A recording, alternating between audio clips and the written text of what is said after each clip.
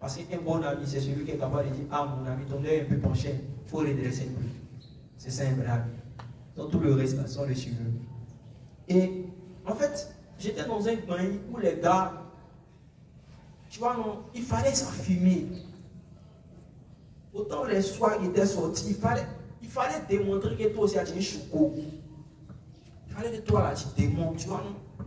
Tu es dans les mousseaux, tranquille, tu as les cargos. Il faut que tu montres que toi là, tu es dangereux toi aussi.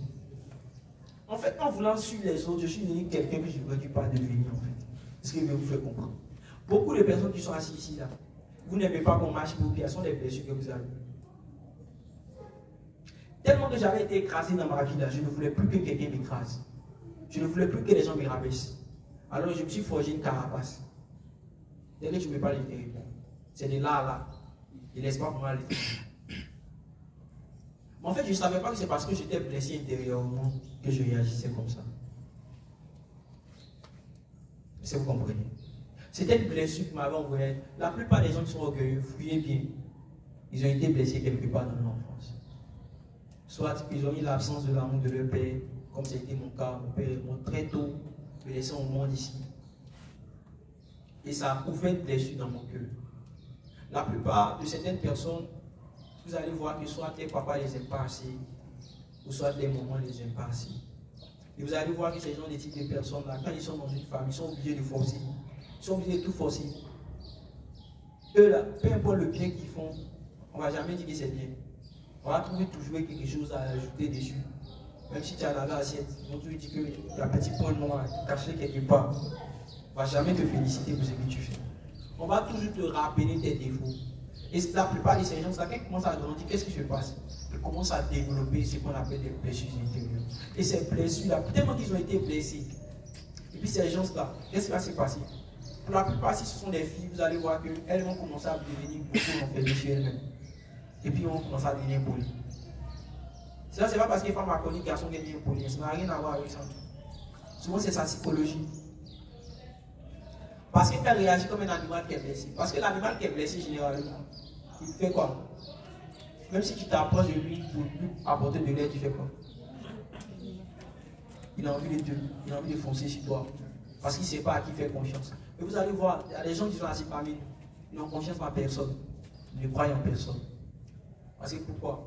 Soit d'autres ont donné leur virginité à des garçons qui les avaient promis qu'ils n'allaient jamais les quitter, finalement ils les ont laissés tomber. Ou soit des gens parmi vous ont été victimes de viol, sont abusés d'eux sexuellement. Et ces gens-là ont grandi avec cette blessure-là.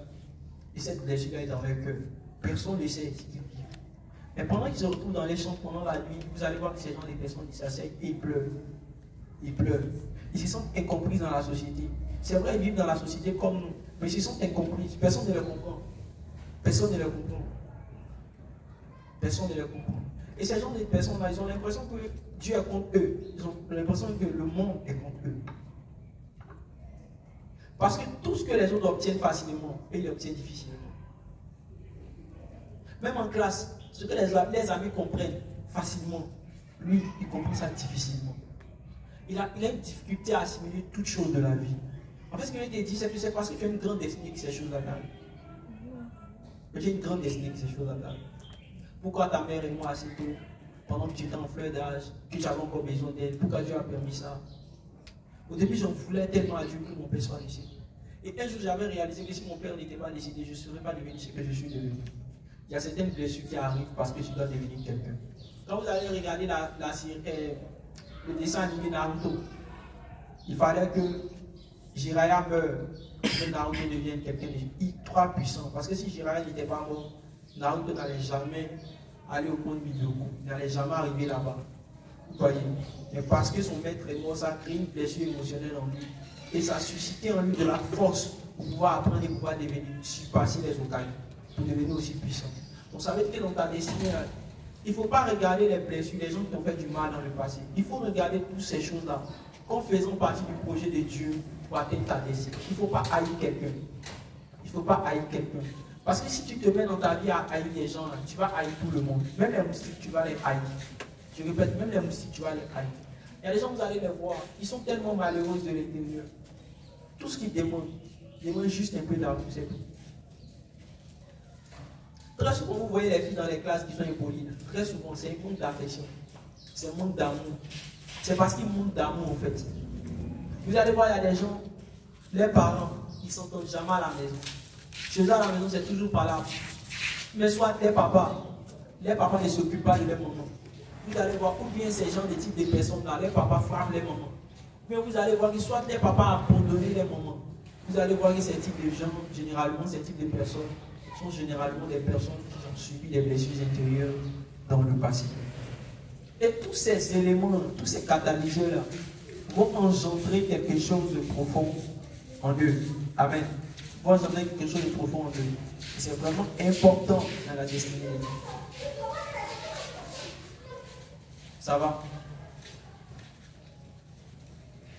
Ce que vous devez comprendre, c'est que la plupart des gens qui ont une grande destinée, vous allez voir, même parmi les professeurs,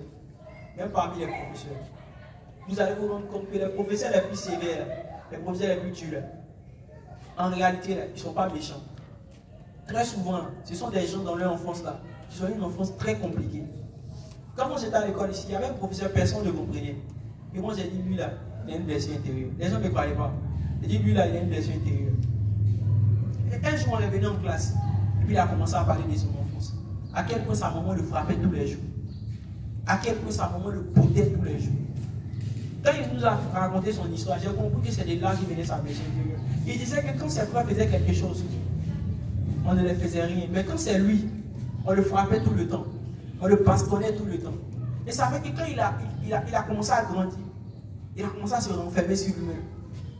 Et vous allez voir que les gens qui souffrent du manque d'amour et d'affection paternelle, très souvent parentale, vous allez les voir très souvent, c'est eux qui rejoignent les mouvements féministes. Vous allez les voir généralement dans les universités, c'est eux qui deviennent les fessistes.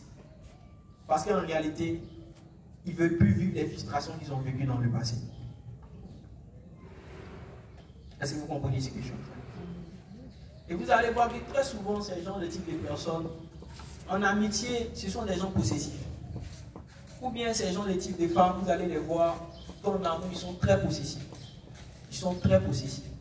Vous allez vous rendre compte qu'ils sont très possessifs en amour. Pourquoi? Parce qu'ils veulent tout posséder. S'ils sont avec toi, ils te veulent exclusivement pour eux et pour personne d'autre. Vous voyez? Moi, j'ai tendance à dire que très souvent,